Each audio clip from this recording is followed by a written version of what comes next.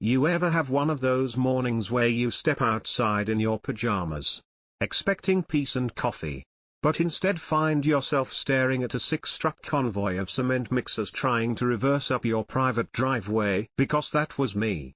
Right there.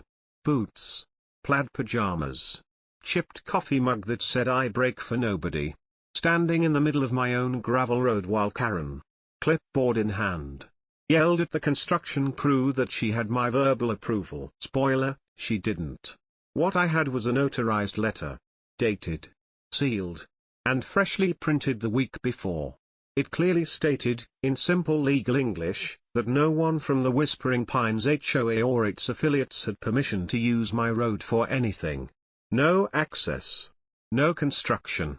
No nonsense. But Karen waved her arms like she was directing air traffic and shouted something about community progress. Meanwhile, one of the cement truck drivers leaned out his window and called down to me. So, we're good to pour or not? I didn't answer. I turned around slowly and gave a small wave to the security camera mounted to my post fence. It blinked red. Then came the sound. A heavy, mechanical thunk as the gate, my brand new solar-powered steel gate, began lowering behind them, sealing the convoy inside. There was a moment of pure, collective realization that swept through that construction crew like a fart in a sealed car.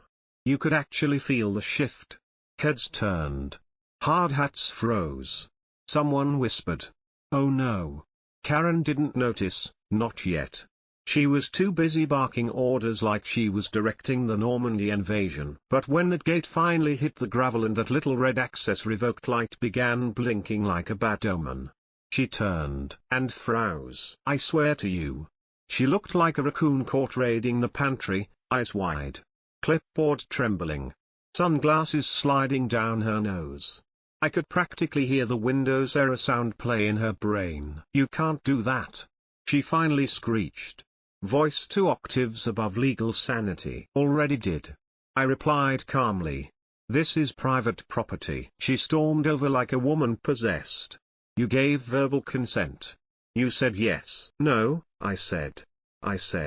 And I quote, "Talk to the county. They'll confirm it's my road." Then I handed you a notarized denial the next morning.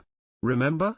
You shut the door in my face. "That doesn't count," she sputtered. "It's notarized," I repeated, holding the letter up like Excalibur.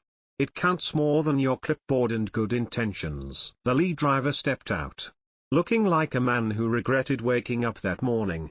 "So, are we stuck here now?" I shrugged. "Looks like it." Karen started furiously dialing someone on her phone. I heard phrases like trespassing, miscommunication, and possible legal action. I just sipped my coffee. But the kicker? One of the older construction guys, must have been mid-50s, sidled up to me real casual like. He nodded at the trucks, then said quietly, "You might want to check with zoning. Word is, they submitted the road plans with your parcel number." I blinked. "What?" "Yep. Saw it myself. Blueprint shows this road as part of the HOA's main access route. Like it's already theirs." My stomach dropped through my boots. Karen wasn't just clueless. She was calculated. She didn't just try to use my road. She stole it. On paper. And right then, right there, I knew I wasn't just going to win this fight, I was going to bury her in it. Because what she didn't know was that I used to be a GIS consultant. I built maps for a living. And if she thought she could outmaneuver me with some sloppy fraudulent filing and a sweet smile, she just declared war on the wrong man. I barely slept that night. It wasn't the trucks or Karen's tantrum that kept me up. It was that construction worker's voice echoing in my head like a warning shot. "They submitted the road plans using your parcel number." Now, I've heard my fair share of dumb rumors. But something in the way he said it, quiet, certain, almost apologetic, made my skin crawl. So at 2 a.m., still wearing the same flannel pants from my little gravel road showdown, I sat down at my old Dell laptop, cracked my knuckles, and dove into the county's planning and development portal. Navigating that thing is like trying to solve a Rubik's Cube blindfolded. Half the links don't work. The PDF slowed like it's 1998. And God help you if you spell a permit ID wrong. But I wasn't new to this game. I used to do GIS consulting for developers. I've seen how the sausage is made, and how it's doctored. I searched for any construction permits tied to Whispering Pines HOA, and bingo. There it was. Application ID, WP Access 3015. Temporary Access Construction Route, Phase I. I opened the attached documents and nearly spit out my coffee. There it was. Clear as daylight, a hand-drawn site overlay. Showing a highlighted path from the public highway directly onto my private road, winding all the way up to their lots. But that wasn't even the worst part. Right there, printed in bold block text, under parcel designation, Lot 142B, registered to D. Reed. My land, my number, my name. They hadn't just used the road. They'd filed paperwork claiming it was theirs, as if I was just some footnote on their blueprint. I sat back, heart thudding. This wasn't ignorance. This wasn't a mistake. This was fraud. And not the subtle kind. This was a full-blown paperwork heist. They thought I wouldn't notice. Karen must have assumed I'd never check. Or maybe she thought even if I did, I'd be too dumb or too intimidated to do anything about it. She had no idea who she was dealing with. I immediately started gathering everything. The deed to my property. My parcel maps. The original survey with county seal. The notarized letter I gave her. I scanned it. I pulled footage from my trail cam showing the cement trucks entering. Time stamped. Clear as day. By 7 a.m. I had a digital binder full of evidence that could make a zoning clerk sweat. I called the county zoning office. Got bounced around 3 departments until I landed on someone who didn't sound like they hated their life. Name was Carl. He sounded alert. Hi, Carl, I said calmly. I need to report unauthorized use of my parcel number in a permit filing. I believe the Whispering Pines HOA submitted fraudulent plans using my private road. Silence, then a slow, weary sigh. Is your name Daniel Reed? I blinked. Yes. Another sigh. This one deeper. Yeah. He muttered.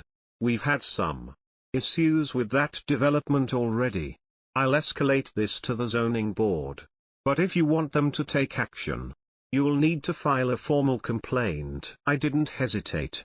I filed it that same morning. I attached every piece of evidence I had, title deed, parcel map, the notarized letter, screenshots from the permit application, even the frame-by-frame from my trail cam.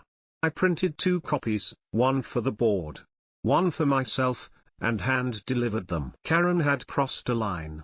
And now, I was going to make sure the county saw it. But just when I thought I was finally back in control, that the law was on my side and things would start to turn, the universe sent me a reminder that people like Karen never go down quietly. That afternoon, as I walked down to check the mail, I saw a car parked at the base of my drive. A beige Corolla. Already a red flag. Out stepped a tall guy in a discount suit, holding a manila envelope like it contained radioactive material. Mr. Reed? He asked. I nodded. He handed me the envelope and muttered, "You've been served." I opened it on the porch. Karen had filed for an emergency injunction. She was suing me for obstructing essential community infrastructure. I stared at the words. Cold. Calculated. Packed with buzzwords, public benefit, development disruption, refusal to cooperate. But the best part? Tucked inside the legal filing was an email from the very same zoning office, stating, and I quote, "Pending investigation into potential parcel misuse." Karen had just handed me, inside her own lawsuit, proof she was under investigation for fraud. And that's when I laughed. Not a loud laugh, more like the dry kind that creeps out when you're so angry, so baffled. You just leak humor. I didn't call her. I didn't respond. I just picked up the phone and called my old buddy Sam, a land use attorney with a grudge against sloppy paperwork. "Hey Sam," I said. "I think it's time to cash in that favor." Some people go to war with strategy. Karen? She showed up with glitter, half-truths, and a clipboard full of dreams. 3 days after filing that laughable injunction, I was sitting at my kitchen table with Sam, my land use attorney and old college roommate, going over every last word of her legal paperwork. He wore the same expression he used to have when grading drunk improv theater at a city council meeting, equal parts amused and offended. "This," Sam said, tapping the packet, "might be the dumbest filing I've seen in a decade." She really went for the emergency injunction angle, I replied, sipping my third coffee of the morning. "Apparently I'm blocking essential infrastructure now." She submitted an email from zoning, he added with a laugh, confirming they're investigating her for permit fraud. She basically entered a signed confession into evidence. "Bless her heart," I said. We didn't waste time. Sam drafted a clean, merciless 3-page rebuttal. It was the legal equivalent of swatting a fly with a sledgehammer. He opened with my notarized denial letter, followed by certified proof of ownership. Then the permit screenshots showing my parcel listed illegally. We threw in time-stamped trail cam footage and, for good measure, a line accusing Karen of abuse of legal process and intentional misrepresentation of public documents. The whole packet read like a courtroom obituary. 2 days later, we walked into the county courthouse, an old beige building with flickering fluorescent lights and a faint smell of lemon-scented despair. The courtroom itself was small. Maybe a dozen benches and a bored-looking bailiff checking his watch every 3 minutes. Karen was already there, sitting at the plaintiff's table in full HOA regalia, pearls, pastel sweater, legal binder bursting with tab dividers. Her attorney, a young, freshly barred guy with panic in his eyes, sat beside her, flipping through her documentation like it might suddenly morph into a real case. Sam and I sat down quietly. He leaned over and whispered. She brought a binder of HOA minutes to a property rights hearing. The judge entered. A tall man with graying hair and a face like he'd seen too many barking dog disputes and neighbors throwing rocks over fences. "Let's begin," he said dryly. Karen's lawyer stood and delivered his best dramatic performance. He rattled off vague accusations. I was obstructing public access, delaying community development, acting out of spite rather than principle. His words were so polished they almost distracted from the fact that none of them were backed by anything real. Then it was our turn. Sam stood, adjusted his glasses, and said simply, "Your Honor, this is a case about private land being illegally claimed on a public permit by an HOA that never had authorization in the first place." He slid the binder onto the table like a mic drop. "We submit this in full." The judge opened the file, scanned the pages, then paused on the zoning department email. "Pending investigation into potential parcel misuse." He read aloud. "Filed under the name Karen Whitmore, HOA President." He looked up, straight at Karen. "You submitted someone else's land as part of your construction route?" Karen opened her mouth, closed it, opened it again like a fish gasping for air. "Well," she stammered, "the community has needs, and we were told, Mom." The judge said, cutting her off with judicial steel, "This isn't a zoning hearing. This is a private property dispute. And the law is clear." He leaned back in his chair, folded his hands, and gave his verdict. "The defendant has no legal obligation to provide access. Injunction denied." Silence. Karen stared at the bench like she was expecting a sequel to her sentence. Her lawyer blinked, slowly packed his notes, and began the mental spiral of wondering why he'd taken this case. Sam gave me a sideways grin. Karen didn't look at me on the way out. She stormed past, binder clutched like a wounded animal, heels clacking with fury. I stayed seated for a moment longer, soaking it in. Not the win, though. Yeah, that felt good, But the clarity. This wasn't just about a gate anymore. This was about Karen believing she could redraw the lines of ownership with a Sharpie and a smirk. And losing in court? That was only the beginning. Because while she was fighting me with binders and buzzwords, I had quietly made a little purchase of my own. The access point where my gravel road met the public street, a separate parcel. And now it was mine. The day after the court hearing, I didn't celebrate. I went shopping. Not for champagne or a new lawn chair to admire my empty driveway, no. I bought something far more satisfying, a narrow, tax-defaulted lot right at the mouth of my gravel road. Less than a quarter acre. Mostly scrub brush and a couple of sad-looking weeds. But strategically, it was priceless. Because while Karen had been busy forging paper trails and screaming community good, she'd overlooked a key detail: the easement they were hoping to exploit didn't technically start on my main property. It began on that little sliver of neglected land. And now it was mine. By the end of the week, I had a licensed fencing crew out there installing heavy-duty chain link, complete with concrete footers, steel posts, and a remote-operated camera mount. Karen didn't notice right away, but the delivery trucks sure did. The first one rolled up around 8 a.m. on a Tuesday, paused, backed up, then drove away like it had just seen the ghost of legal consequences. By Wednesday, 5 trucks had turned around. By Friday, construction halted entirely. And then came the letter, short, stiff, and glorious. The county zoning board had completed their review. In precise bureaucratic language, they stated that Whispering Pines HOA was being cited for unauthorized use of private parcel data, failure to obtain property owner consent, intentional misrepresentation of land boundaries, violation of development protocol for transport access. Translation? They were officially in deep. Karen, of course, didn't go quietly. She sent out another HOA-wide newsletter, this time spinning the whole disaster into a Shakespearean tragedy about outsiders halting neighborhood growth. She referred to me only as the obstructionist.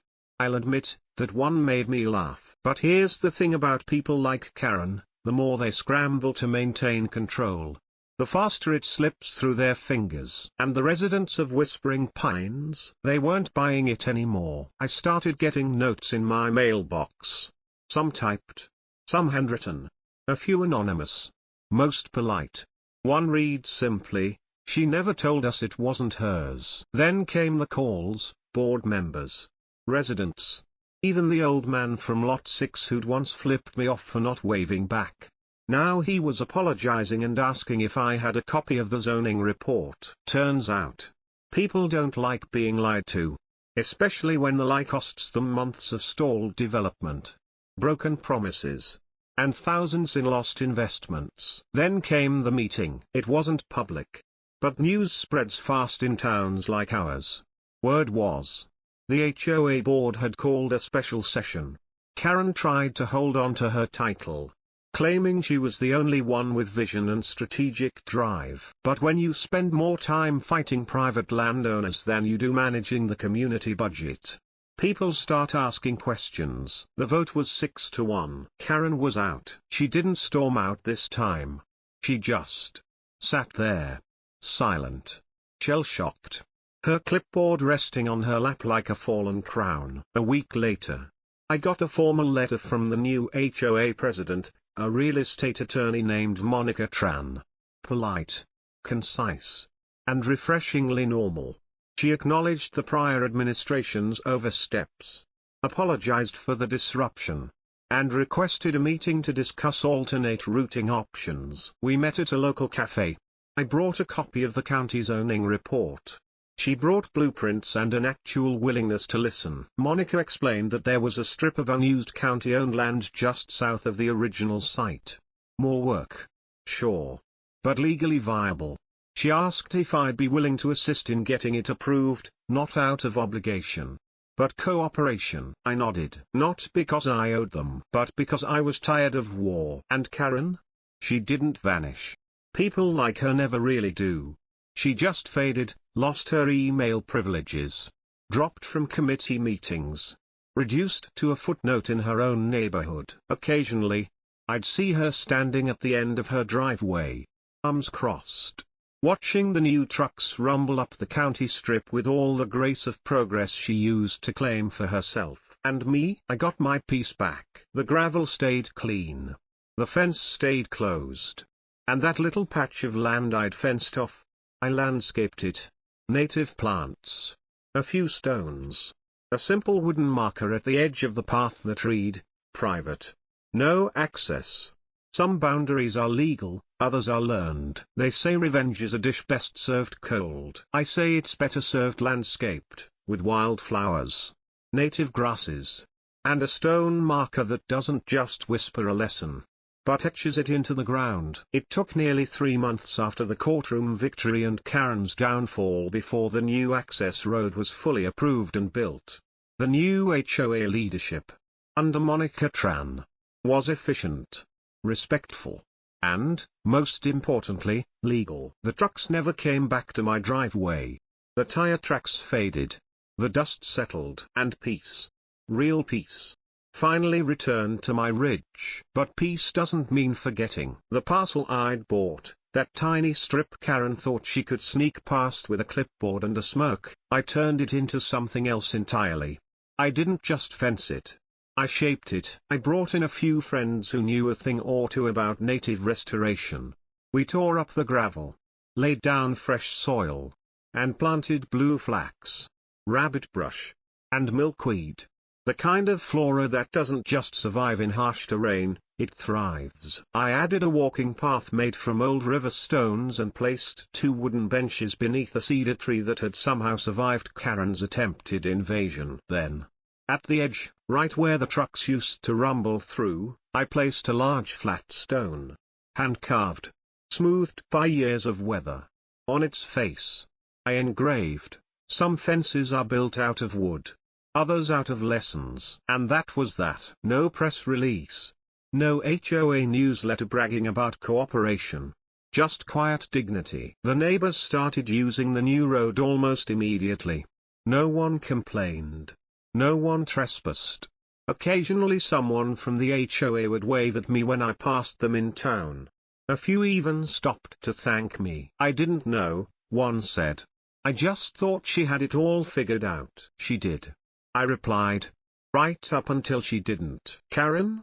She stayed. She's still there, somewhere in one of those cookie-cutter houses with the fake shutters and perfect lawns.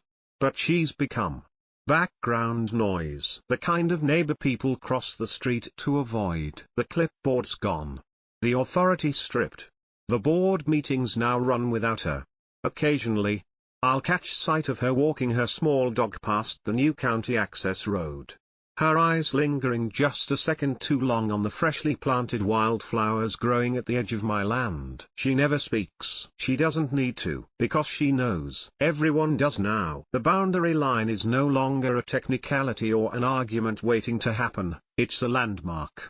One built not with fences and gates, but with hard-earned resolve, ironclad documentation, and the absolute refusal to be steamrolled by someone with a fake title and a suburban god complex. And here's the thing. This was never about blocking progress or being difficult.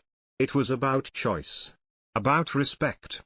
About drawing a line in the gravel and saying, you do not get to rewrite reality just because you're in a rush to finish a development. Karen tried to build a road across my life. I built a wall through her delusion. And when people ask me now, because they ask, would you do it all again? I say yes. 100 times yes. Because sometimes defending your peace means standing in your pajamas, coffee in hand, while a cement truck idles 20 feet from your mailbox. Sometimes it means suing someone who thought a clipboard gave them dominion over dirt they didn't earn. And sometimes it means carving a message into stone, a message meant not for Karen, not for the HOA, but for anyone who ever thinks they can cross a line without consequence. That stone stands to this day, unmoved, unbothered. And every so often, a hawk circles above the ridge. The wind kicks up the scent of sage, and I sit on that cedar bench and smile. Not because I won, but because I endured. And in a world full of Karens, Sometimes that's the greatest victory of all.